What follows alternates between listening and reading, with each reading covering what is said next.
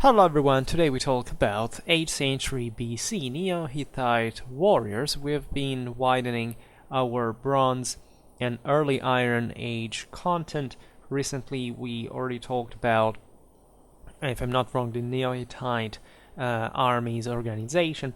So this is a bit of a complement to that, mostly talking about the panoply, the equipment, sort of the cultural influences in Anatolia, like looking from the east and to the west, even in the, say, in the Proto-Hoplitic,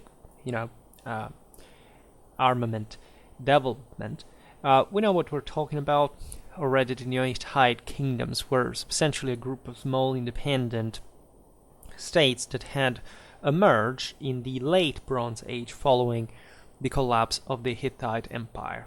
Right? They took the form of some sort of city-states, or at least some main centers. Like city-state is a big word, but generally speaking, at least compared what we are habituated to for the later Hellenic polis, etc. But the substance was about this in areas that were sort of more rugged, more mountainous at some point, but that also straddled over quite different grounds, climatic areas. I also made a video about the Aramaean tribes and how they had been settling, especially in northern Syria, at a point to back the same Neo-Hittite anti-Assyrian sort of stand. Right. So the Neo-Hittite kingdoms are in fact located what is fundamentally modern-day Turkey in northern Syria. Right. And today we will mention a couple so that you may want to know about them and which were the most important ones. Karkaminish is, I would say, the most relevant, located on the Euphrates River. It was one of the most powerful Neo-Hittite kingdoms. It had strategic importance. It was a trading point, controlling a vast territory. Then you have Melid, that would be Malatya.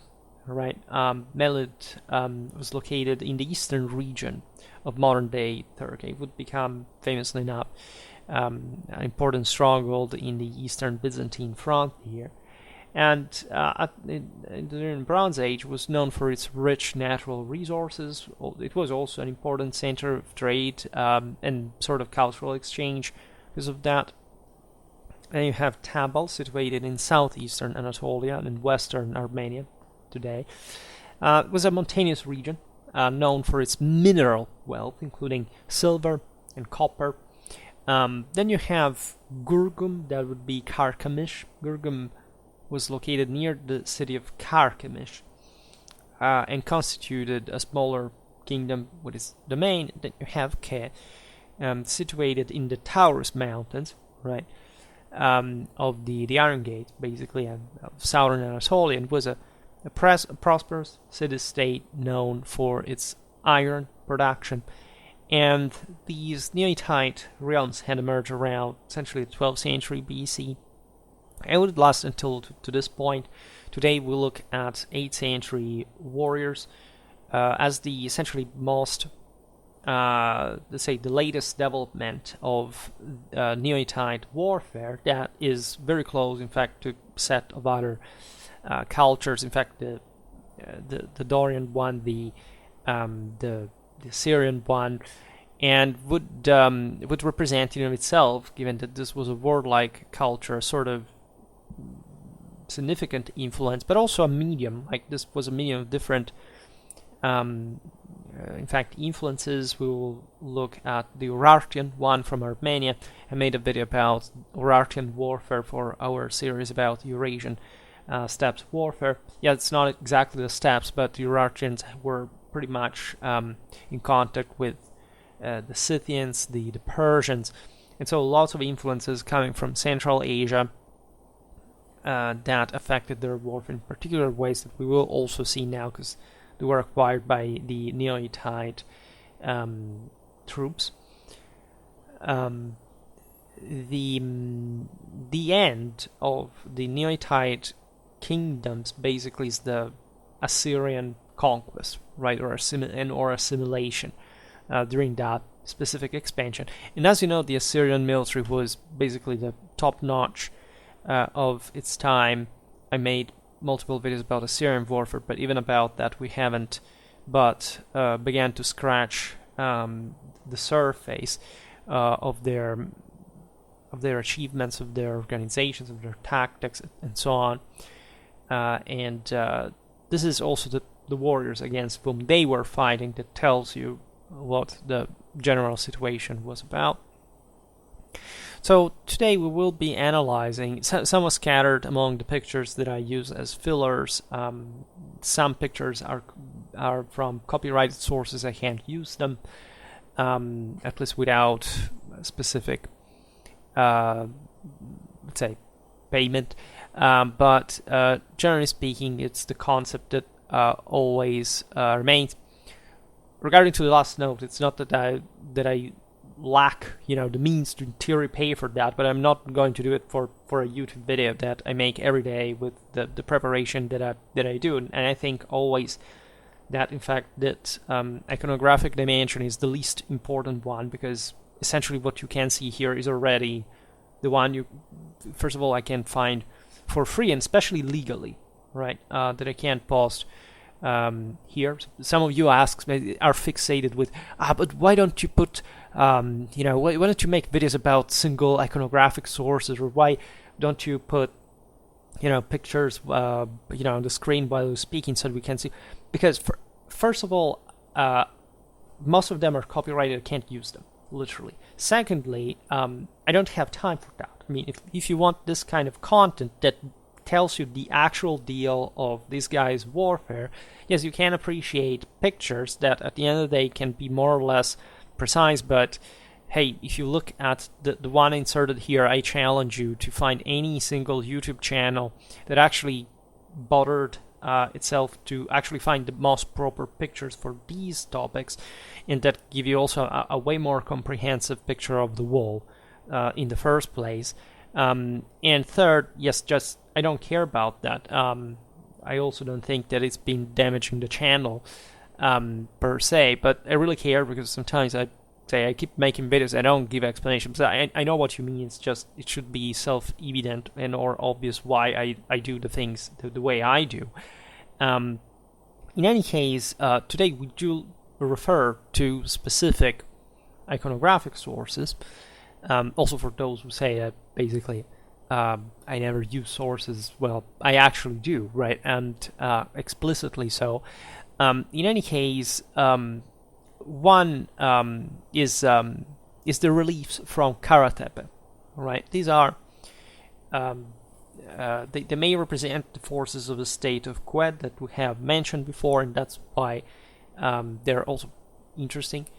The Neo-Hittite reliefs at Karatepe are essentially a collection of ancient rock reliefs that were carved into a limestone cliff surface near the village, the eponymous village in today's southeastern Turkey.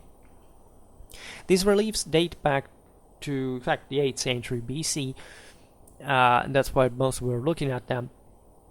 Again, there weren't radical changes, but we can grasp some, say, over the centuries, but we can grasp some details that always are extremely enlightening about the actual trends and which directions these modifications were taken.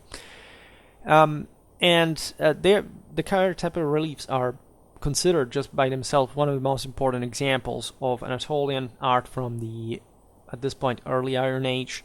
And the reliefs depict various scenes from Hittite mythology and daily life, as well as religious and military themes. They are characterized by their intricate details, the vibrant colors fundamentally, because these were originally all somehow way more vivacious than we can see today, but just most of our ancient art, and were preserved remarkably well over the centuries. We find depictions of deities such as the weather god Tharudnsa, the sun goddess of Erinna, and the Hittite, pantheon, would say. There are also scenes of royal processions, hunting scenes, and warriors engage in battle. Right. So they offer really an insight into a great deal of the Neo-Hittite military after the fall of the Hittite Empire. They're also considered important cultural heritage, having been designated as a UNESCO World Heritage Site. And the main aspect that strikes us in terms of, what about this Neo-Hittite style, and that is quite relevant, is the armament, and specifically the helmet of a guy who is likely a guardsman or elite infantryman of some sort, because these polities were not so, fully statalized. I mean, some of them were revolving around quite big centers that had an important sort of even urban development, and so political concentration capacities. They could definitely standardize to some degree their equipment, something like that. But the general ethos is the one of aristocratic, like an elite that controls like its holdings. In the hinterland, that, as we've seen, is pretty rugged, is pretty wild to some degree, and so there is even a degree of feudalism of some sort, and so you cannot quite distinguish maybe a guardman that would be paid by the local monarch in the city with their barracks, things like that, from, say, a guy that was still connected to the court but lived maybe out of the main centers and had still one of the finest equipment available. Of course, as always in art, when we're looking at military stuff from these periods, we tend to realize that what we see is the best equipment most of the times, even though at this point still, say, the world was pretty primitive, materially speaking, so you never see an overly abundance of material. But as we've seen, still, exactly because if you know the context, you can even look at smaller changes as definitely the indicators of a bigger deal in terms of cost of equipment. So you can try to assess, even at that point, what kind of role these troops had on the battlefield in the first place. Now, why is this helmet worn by this guy interesting? First of all, it is very similar to another Neo-Hittite guardsman and or officer depicted in the previous century in the reliefs from the royal palace at Carchemish, which essentially depict similarly various scenes and are considered to be significant in the understanding of the military history of the ancient Near East. So we are just 1 century before Kwe, and we are witnessing essentially the same type of helmet. Right, this particularly is worn by some trooper. Again, this is either a guardsman, an officer, nobleman of some sort. Of course, they would overlap at some point. So probably it's not explicitated, but this was a unit of elite royal guards, right? And the interesting aspect of this helmets, both in both examples, is that they are wearing a distinctive variant of the Neo-Hittite, but also Urartian. We do not know exactly who came up with it before, type of helmet, which has 2 short horns mounted at the front. Now, this is essentially the picture. Like the Urartian style consisted in this crested helmet of sort. As we were saying before, the Urartians were an ancient kingdom that flourished in the region of Lake Van, so historically Armenia, but today eastern Turkey. From the 9th to the 6th centuries BC, they were actually a highly advanced civilization, considering the times and places, and they were especially known for their military prowess, but also monumental architecture, rich artistic cultural heritage. And the distinctive features of the Urartian crested helmets include this tall conical shape with the crest. It could be made of bronze or leather. And these helmets were adorned with various decorative elements like wings, horns, and animal motifs such as feathers, bulls' heads, or rams' horns. Now, these were all obviously symbolizing some aspect, either Apollonian or chthonic symbolism. The feathers, the wings stand, of course, for a heavenly figure, transfiguring one. These guys are still using chariot warfare abundantly. They have a lot of also the equestrian influence, as we were saying before, from Transcaucasia and beyond. When you look at the bulls, these are essentially the symbols of the chthonic, the telluric heroes that get sacrificially slaughtered, and so are somehow needed to elevate again that sort of chthonic dimension, transfiguring it into pure power. The rams with their horns are also the symbol of the rebirth, right, of the divine cycle of virginity, of unsprung power, and the new life, the one of the brotherhoods of warriors that are sent out there to conquer the world and make it their own, transfiguring it. So this tells you also from the Neo-Hittite side how the symbolism was ingrained in a very sort of say still tribal background, in spite of the important development of some of these centers. Many Urartian helmets also featured an additional face guard or visor, which proved, of course, to be quite useful to protect the face in battle. And as we will see now, the crested helmet style of the Urartians is believed to have influenced the neighboring military cultures they interacted with. This is true not just for the Neo-Hittites, but the same Assyrians, the Scythians, the Persians, right? So these were all cultures that would be essentially adopted in part this material aspect and culture. The Scythians, because they bought stuff from this place that was essentially the closest civilization after Transcaucasia, and the Persians, the Assyrians, also because they were they would come to say grips with them in order at least that this kind of military styles they had produced, and they would be adopting a part of the same, because naturally some Urartians were also selling their military service somewhere else, right? Naturally, it was, as we've seen, a deep symbolic significance for this kind of styles and so on.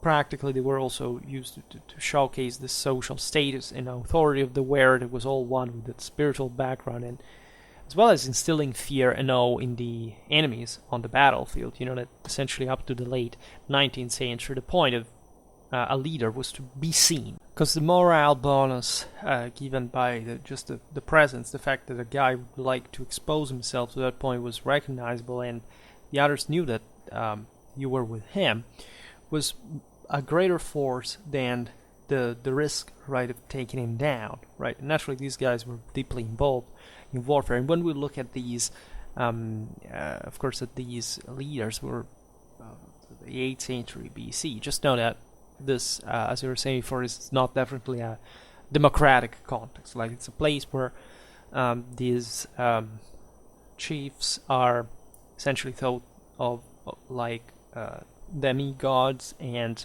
they lead from the front, and they're still, again, provided with a sort of heroic aura, even in their technical, in their panoply, in their way of war, their tactics and so on. And they're, especially in this area of the Mashrek, let's say, very much like learning quickly, as much as the Urartian case shows. But think about the Persians, and also the Assyrians are delving toward that direction. Very good horsemen, right? Not just charioteers, but real knights to some degree. Well, of course, it's something that evolves over time, but just realize that, I don't know, that the heavily armored Persian horsemen, I made also a video on the Achaemenid era, just, in historical timing, just behind the corner. So there's a lot of weight and heaviness that these guys are just really have through such equipment at the time in their tactical role, etc. But the single most fascinating aspect that was hinting at before is the connection between this Neo-Hittite but ultimate development of the Urartian style of crested helmet is the one with Proto-Hoplitic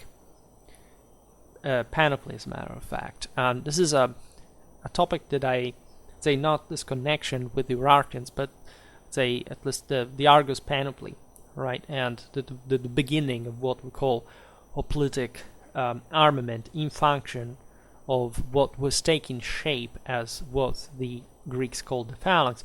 I discussed in that video about the uniqueness of Hellenic, of classical Hellenic warfare in phalanx. Paradoxically, in that video about explaining why there was never any kind or trace or form of strictly hoplitic tactics in the Italian peninsula.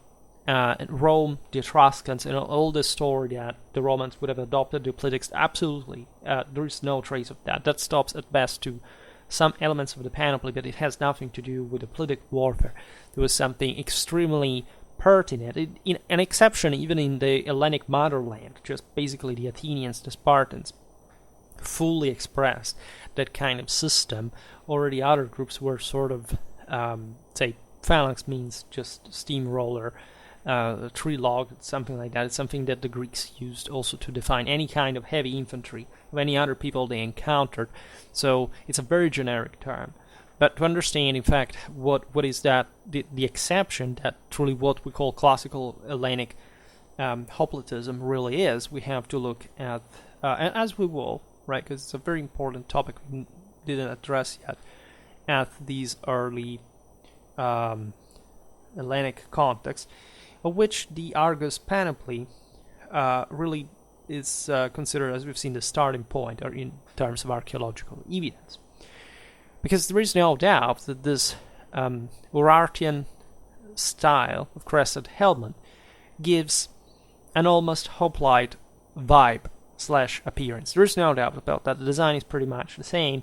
Here, I think, in the thumbnail, I inserted it as someone really looks like sort of hoplite. Naturally, this is fascinating because it not just shows that, of course, these guys didn't have really phalanxes, right, in the Hellenic way, but that even the same Hellenic armament, the hoplitic armament, would become, in fact, standardized in the phalanx to some extent, was actually derived likely from far away, from certain styles that were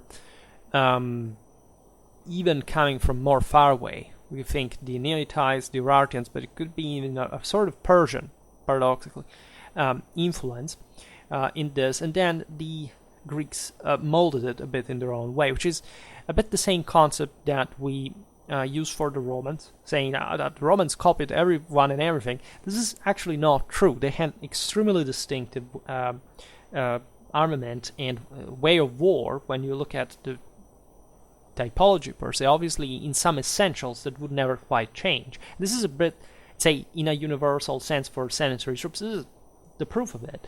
Like these Neo-Hittite warriors or Urartian ones really fought this type of hoplite helmet, quasi-hoplite helmet, at least because we know it most famously from the later Greeks.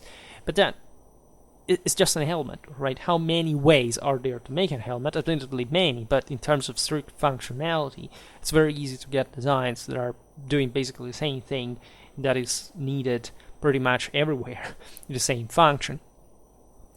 Of course, a Neo-Hittite or Urartian warrior would have been a much more solo fighter, but much more individualistically minded even though they would fight in thickly packed, linearly ordered formations, like the ones that the Assyrians specifically were pioneering, and also were essentially the Greeks took this sort of ordering, right, and passed it. Even that's maybe the only thing that was copied, say, by other peoples, including the Etruscans, the Romans, but in the sense of having just orderly aligned formations that would pass from column to line with some sort of rational mathematical geometric mechanisms that at some point a tribal system does not have, and when you have a state, basically instead you can fundamentally achieve, and everything in a very gradual manner, because the same Greeks at this point were very far from having,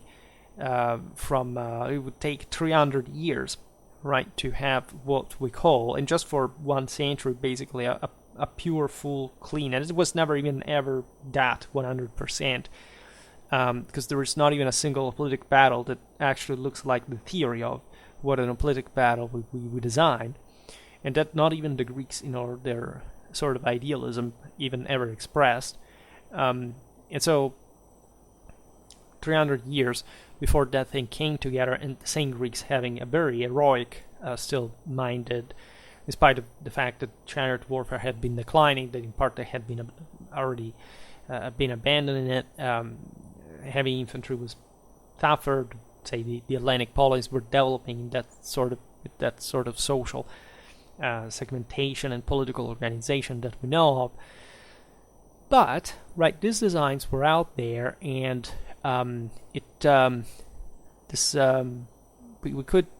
we are pleased to see that this Neo-Hittite representations actually predate the introduction of the applied panoply in Greece. So there is no doubt, actually, that there were these kind of models and imitations all across the board. Naturally, in this sense, Greece was still to rise, right? The full, again, at this point, the top military, I repeat, it was the Assyrian one, and so everything was basically coming from that Near Eastern background in terms of material, technical capacity, this technological, material background, culture. And the similarities with the Argus panoply and these items, not just the helmet, but from Neo-Hittite and Urartian manufacture, are striking, right? At least there surely was specific influence in them. But as we said, there is not just infantry, right?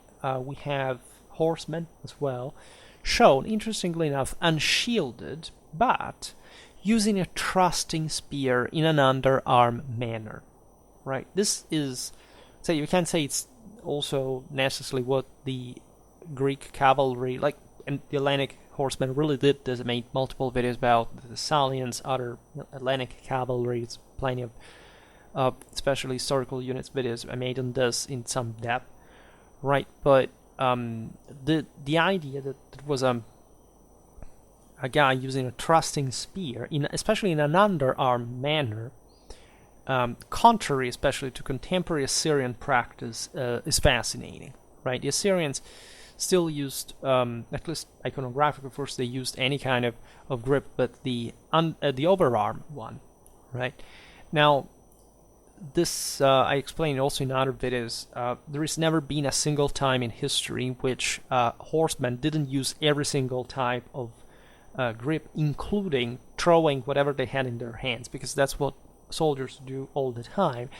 And on horseback, these guys would be all perfectly skilled in passing from every kind of grip possible, also throwing the weapon for properly say missile purpose, and we will see this better when we look at the different type of javelins they use as well. So this is, you see, different from what especially Hellenic warfare would become, except horsemen would have that more sort of skirmishing practice maintained. But this is not much of a skirmishing thing.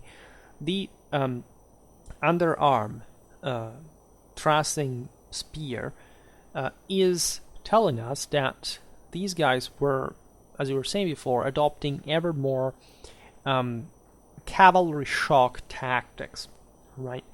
The underarm grip allows basically the rider to have more freedom of movement with their arms and upper body. This maneuverability can be essential for shock cavalry tactics, where quick charges in direction and positioning are often required. Plus, the underarm grip can facilitate easier handling of weapons such as lances or swords. The reins are less likely to interfere with swinging or thrusting motions when held underhand. However, the overarm grip may offer some better leverage and stability for certain types of weapons. Generally speaking, however, what we see here is definitely a direction of a sort of lancer type of cavalry that can also afford. There are very specific ways to thrust the enemy while you have an underarm grip, and then in order not to break your wrist, your elbow, like how to let that go, right, and at least keeping the weapon when possible, and these are all things that were, of course, gradually. They had always existed to some degree, of course, as long as cavalry had been existing. I made a bit about the origins, properly, of cavalry, militarily speaking, and these are exactly the moments in history in which cavalry really begins to be a thing, right? A proper arm on its own, separated, independent, autonomous, and eventually surpassing chariot warfare.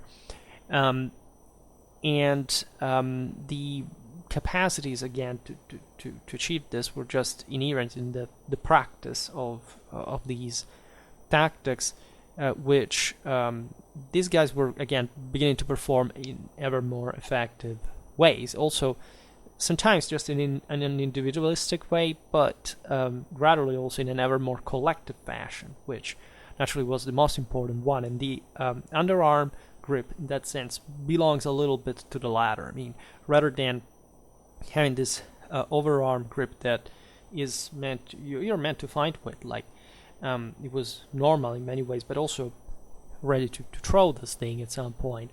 Instead, where you're underarm, you can think to go out there against the enemy, not even needing a shield, because you're not necessarily designed to be in a protracted melee, but relying more on the cavalry cohesion to steamroll the enemy just with a shock cavalry charge, right? So this was a bit always, like, every cavalry has a shock capacity, and so the possibility of turning into that. But the fact that in contemporary, again, Assyrian art, we see overarm grips mostly, and in these Neo-Hittite ones are instead you have the underarm.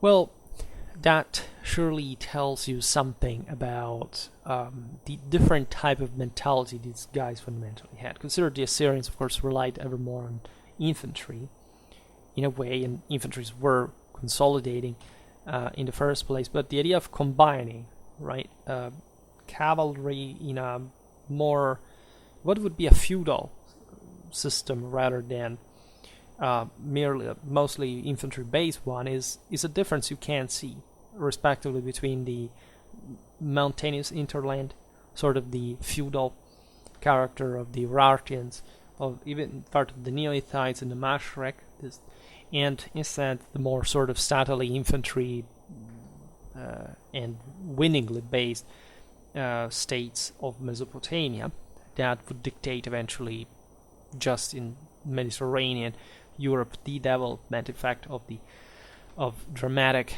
heavy infantry capacities, as basically, all in the sanitary world at this point was, at least in these regions, was the case, right? Cavalry wouldn't be decisive until the Middle Ages, and for a very short time it wouldn't properly surpass infantry until the early Middle Ages. So there is a divide. When I say this, of course, I made lots of videos about cavalry and infantry. I'm a great cavalry supporter, also as a medievalist. What I mean really is that truly the full cavalry superiority European battlefield in the Middle Ages was achieved only from the mid-12th to the beginning of the 14th century, right? Whereas what you have from the early Middle Ages, definitely cavalry dominance, but not decisiveness in absolute terms. Of course, that will never be fully achievable in a metaphysical sense, but definitely infantry was weaker at some point. Here we see interesting development. From one side, the mounted arm yet to fully be established, it happening now basically mostly by Scythian work, let's say, but infantry at this point being very, very tough, right? Since the sea peoples, etc., the chariot warfare that had previously dominated the battlefields and made a bit of an introduction to that somewhere. I have a Bronze Age warfare playlist, so if you're, and also chariot warfare 1 if you're interested. Well, that was over. Now, at least, was declining consistently, and everything sort of adds up if you look at this various designs and so on. So even for the Neo-Hittites, of course, what we've seen for the infantry equipment was more important, right?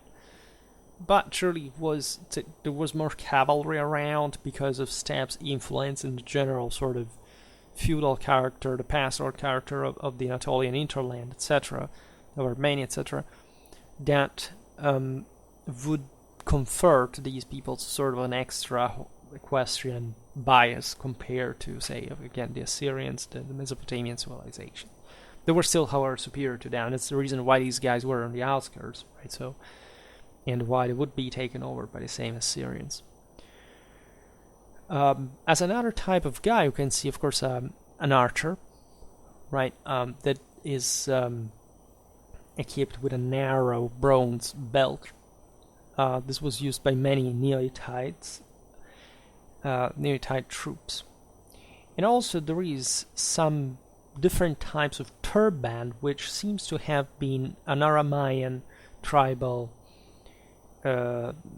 influence from northern Syria, right? And this could indicate also in this art, we're talking here specifically about Karatepe, the Karatepe reliefs, a way to sort of ethnically distinguish the Aramaeans, the Semites, from these essentially Indo-Europeans. I mean, they were somehow blended to some degree, but of course this had been a mechanism of process. That is to say, the Aramaeans had been at some point investing parts of the Assyrian lands, and they had crossed it as nomads, right, in bands, to reach the northern Syria ruled by the Neo-Hittites, that in this sense would welcome them, albeit they would fight at some point as well, because nobody really is to have somebody arrive from somewhere place. But the main threat being the Assyrians. At that point, they would join forces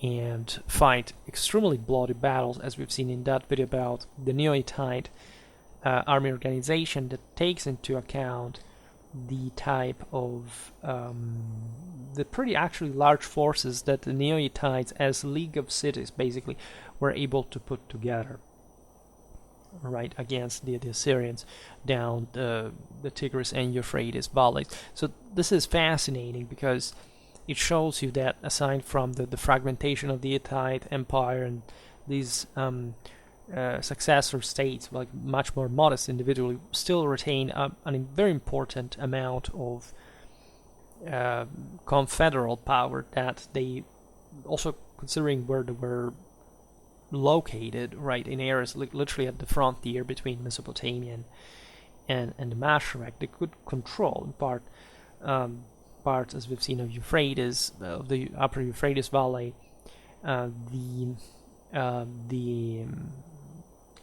this mountain passes, various mountainous areas, so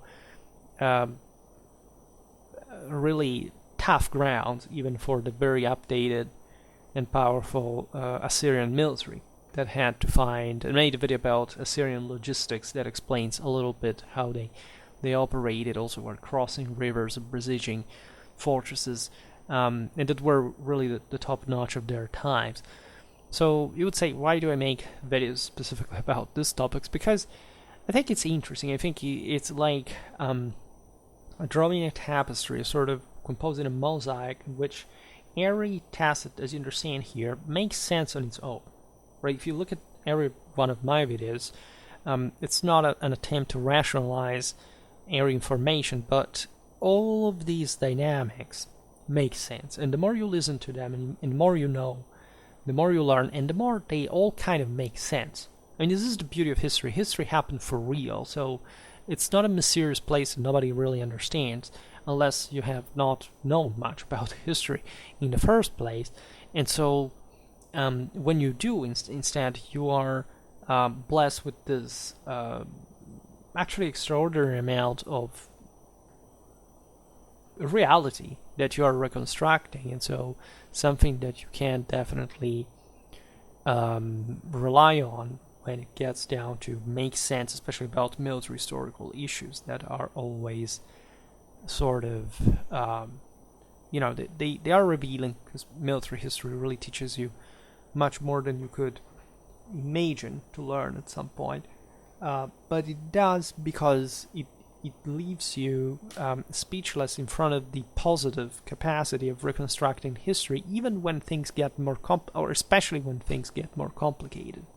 So that you shouldn't shy away from the fray. On the contrary, you should always get into that, because that's the only way, Clausewitzianly and more, to understand basically anything about the world, not just warfare. And so really it is, right?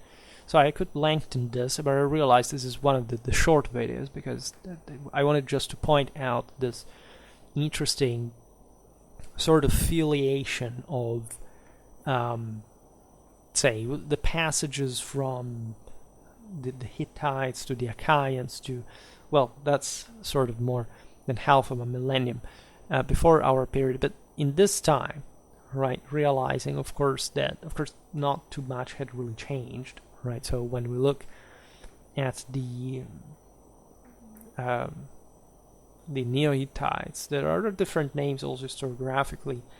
The Luwians, Assyrians, right? Then the Aramaeans in the south, as we've seen, mixed with across the Levant, especially in the north in Syria, with the Neo-Hittites. Then you have down the Assyrians, and then the Babylonians.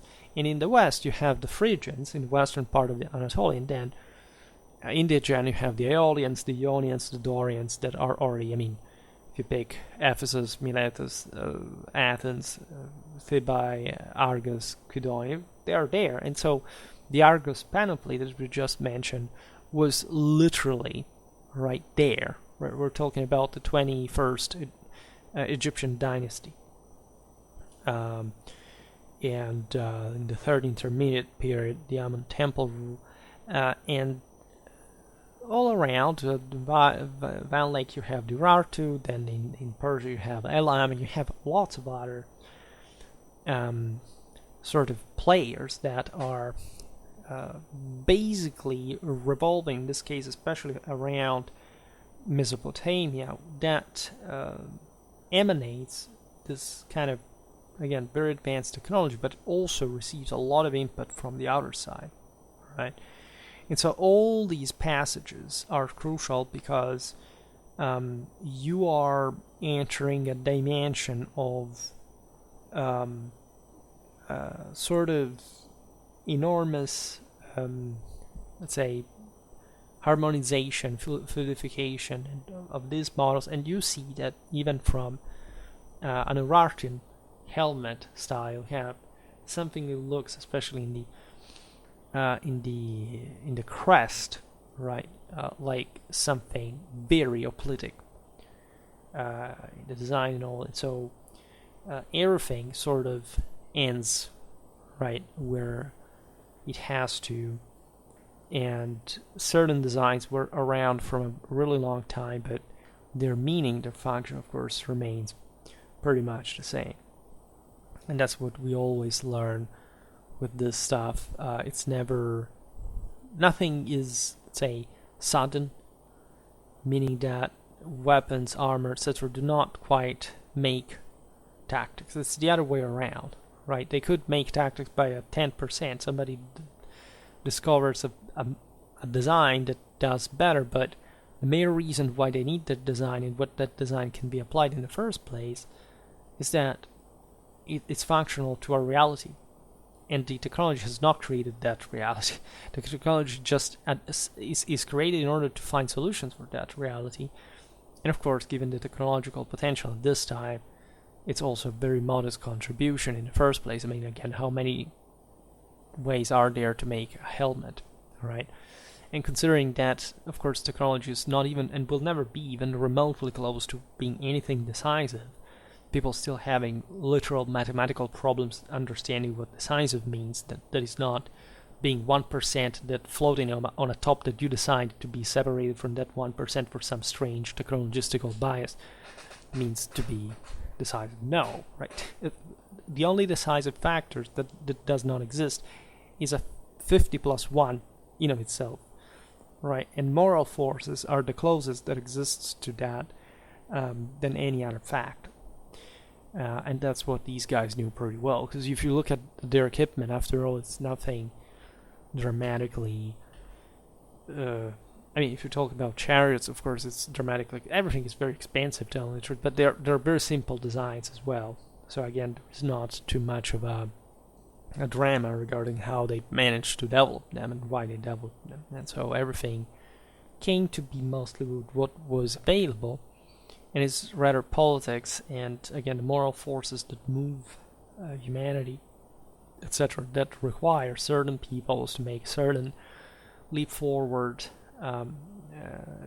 depending on the situation, and trying to pull it off as cultures, etc. And you have this discrete contexts that are destined to much brighter future, like the Hellenic one, that profit from being within the orbit of this sometimes much bigger systems, as it would happen with the Achaemenid Empire, because at least half of Greece was within that empire. So the concept of here boundaries, barriers, borders, it's quite delicate and complicated. But again, these designs may have easily come even from Persia originally, and so this is pretty much it for today. Stop it here. I just hope that you enjoyed this video. If you did, please share it. Otherwise, do a like